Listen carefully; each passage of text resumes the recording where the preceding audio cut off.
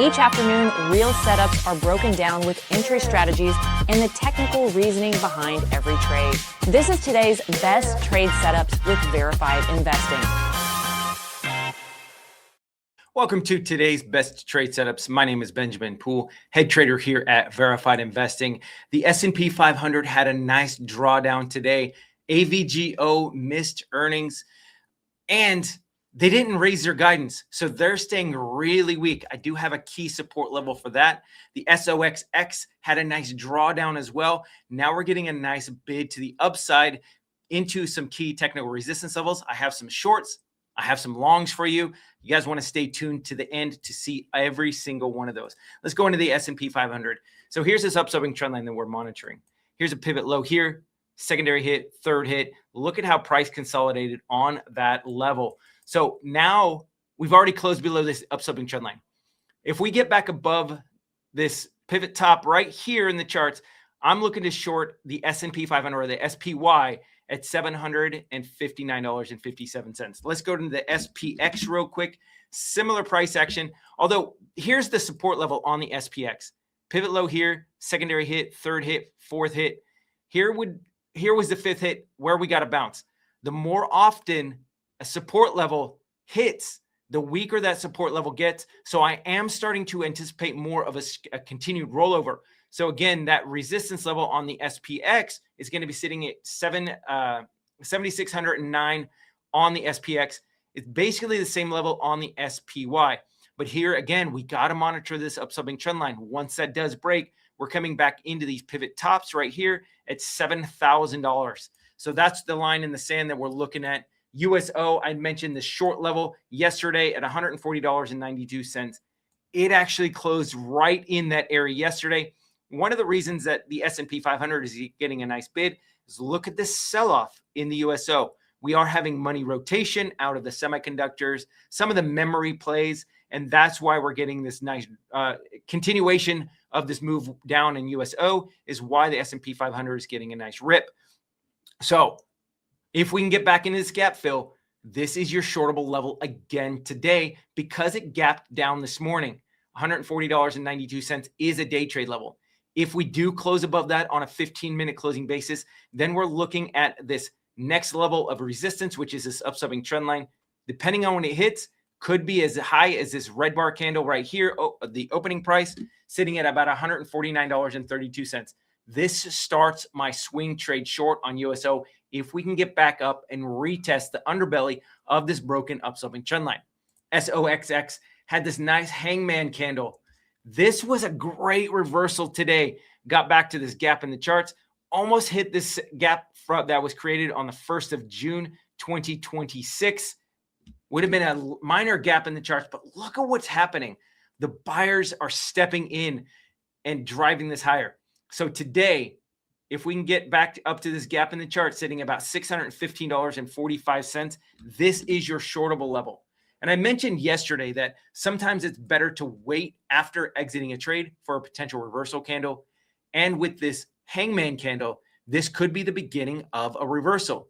Doesn't guarantee it, but this is why we consider additional levels after we get into them. So that way we can be a little bit later to the dance, see a reversal candle or a potential pivot low or a pivot high that's taken out, and then we can stop out and then look for additional reversals in the charts. So that when we're not trying to chase on the way up. And this is the exact reason why, because if you would have gotten in yesterday or stuck with the trade, yeah, you could have come back down to break even, but then all of a sudden you'd be continuing to be out of the money. And what happens if that pivot top or that hangman candle does end up getting taken out? Well, then all of a sudden you're going to push higher on the SOXX. So this is how you navigate the trade. So Marvel had a nice drawdown today as well. This was getting beaten up this morning. It got as high as 325.62 in the pre-market. And then we had this huge sell-off. This was a pretty substantial drop on MRVL. It dropped almost 50 points. Now we're coming back up because of the drop. Look at this. This was a 15% move from the highs. If we can get back up to 325.62, this is my shortable level today. Also, if it does close above this on a 15-minute closing basis, just stop out of the trade. because there's still a lot of bullish sentiment in Marvel with this nice run to the upside, even though it had as much as a 15% pullback, still a lot of bullish momentum in it. Sandisk is having a nice push today. This looked with AVGO like it was going to continue the sell-off. It dropped, got close to this low pivot point at 1713. This would have been a long level, aggressive level, but still a long level today. So now what I'm looking at is this gap in the charts for at 1831.50. This is your shortable level today, knowing you've got additional resistance at 1861. I will say that it did get upgraded to $3,250 on Sandisk. Doesn't mean that it's going to go there. Could be the sell the news event. So if it does start closing above 1861 on a 15-minute closing basis, Sandisk would be off of the table. On the downside, if we can get a sell-off, pivot low here, secondary hit, third hit, fourth hit, fifth hit. As you can see, this upsloping trend line on Sandisk is a really strong support. So when we get down in this pivot top right here and retest this upsloping trend line, this is an aggressive long level sitting at about 1587. This is your buy level for aggressive traders for a swing trade. And the reason I don't mind this so much is because you can always stop out on a daily closing basis below this upsloping trend line, and that would be your negation of the uptrend, and then it would be a change of character, and then you're likely to continue to sell off on Sandisk. Sandisk right now is continuing to be a monster. CIEN had this nice drawdown today as well. It did beat earnings. It still continued to sell off. This was an over elevated move. So here's this parallel channel. As you can see, it did break this parallel channel on the back of earnings. My long level today is $475.39. As you can see, we did break below the whole round number of $500. Got a decent bounce. Now we're trading at 507. If we can get a late day sell-off by 230, 475.39 would still be on the table for me to go long on CIEN. This is going to be a major gap in the charts. And it doesn't look like a big move, but look at the extended move to the upside. This was a 33% move. So you got to think about all the people who wish they would have gotten in this trade or exited the trade right before this gap up on these consecutive red bar candles. They're licking their chops, thinking once you can get back into this gap fill, $475.39 is where I'm going to go long. Nvidia has been a wild mover. It's been so choppy as of late. Here's an upsloping trend line. Pivot low here, secondary hit, third hit, fourth hit, finally broke below, consolidated, got above. The bullish sentiment was back, got as high as this high pivot point, 232.24, came back in and retested this gap in the charts right now, and at $211.13, now we're pushing higher. So what does this mean? On a technical basis, this broken upsloping trend line is going to be, again, resistance, especially after the fact that we've already broken below it once, and then this would be the second break of that upsloping trend line. Again, my short level for a potential swing trade is $223.47. If it does close above that on a daily closing basis with a continuation move, then you could look to stop out. My less aggressive level, my more conservative level on a day trade or a swing trade is $235.74. Again, it gives you a clear entry point and a clear stop out. A lot of volatility going on in Nvidia, and that's what we like to see in these stocks because it gives us opportunities. If it does hit up to 223.47, this is my also day trade level today. That would be a great area for a potential rejection. Prior gap in the charts should get a nice pullback. AVGO is what's causing a lot of the semiconductors to get a nice drawdown, or at least the early morning session before about 10:15 had these nice drawdowns in like ARM, AMD. Now we're getting these bids to the upside.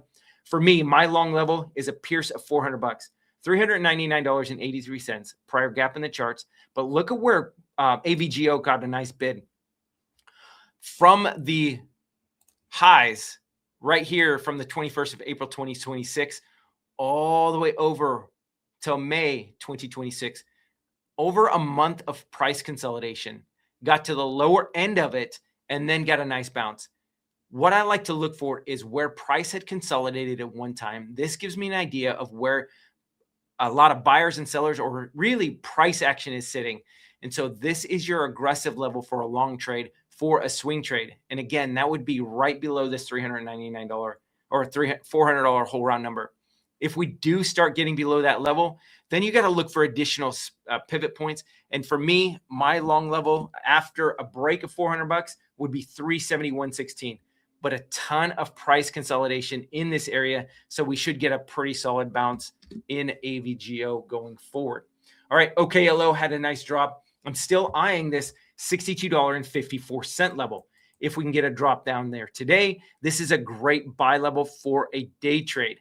You would be looking for about a 2 to 3% move off of this level. If it starts closing below that, this would not be a swing trade for me. I would look for a swing trade level sitting about $55.81, knowing that I could also dollar cost average all the way down to $50.18. And that would be about a 10% drop on OKLO. And that's basically my comfort zone to add to a position into a ton of additional support. MSTR did break this support level. MSTR is going to be trading with Bitcoin. Bitcoin got almost to the $60,000 whole round number.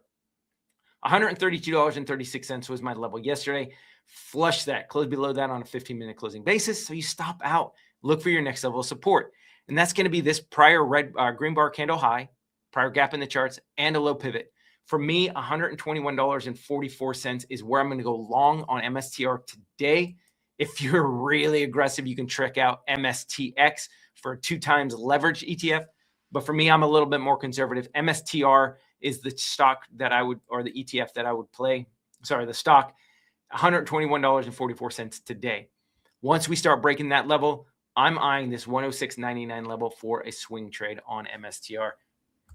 RDDT, I'm going to show you my watch list again here in a second. RDDT is looking to break out.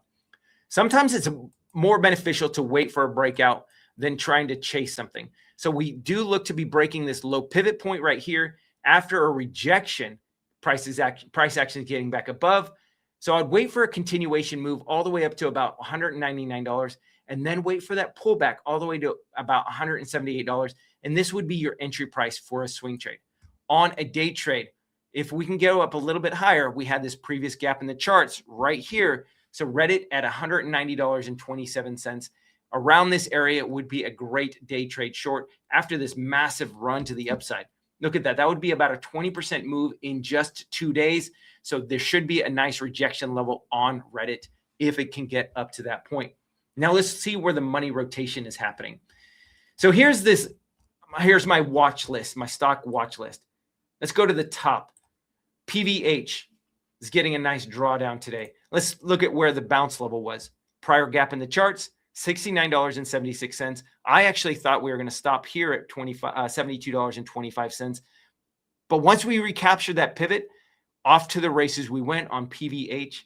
CIEN, we already went over. AVGO is getting a drop. 5 below is getting a nice drop. CLS got a nice bid after it touched $400, just above it. So if we do go up a little bit higher, $458.03 on CLS would be that day trade level. Those of you who are a little bit more aggressive, you could look for this prior gap in the charts at 426 Pierce for a good entry price. MU is having a nice drawdown today as well. This is the power of gap fills. MU got as low as $970 and a few cents. Prior gap in the charts, or this was a gap in the charts, got a nice bounce, and now we're starting to push higher. On a swing trade basis, because we had this nice reversal from 1,090 all the way down, we're starting to get some more volatility in MU. So swing trade, you've got this hangman candle. You would look for a pierce of about 1,080, and that's where your swing trade long or short level is, knowing you could always stop out at a close above 1,090 on a daily closing basis. So that's how I would navigate this on a long play on MU. And this will be the last chart that I go over. Upsloping trendline, pivot top here, secondary hit, third hit.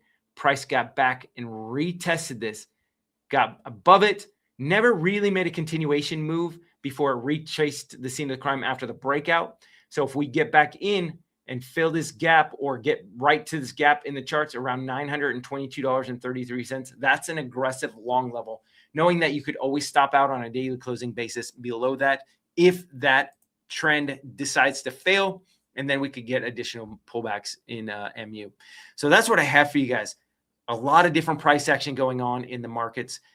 There's a lot of money rotation. And so we're going to have to see where money is going to be rotating into the next sector next. So that's what I have for you guys. Thank you so much for joining me. Again, my name is Benjamin Poole. If you guys are getting something out of this, please make sure you're liking, you're following, subscribing, and sharing with those friends so that way they can get the same market information you're getting. You guys have a great rest of your day, and we'll see you guys next time in the charts. Take care.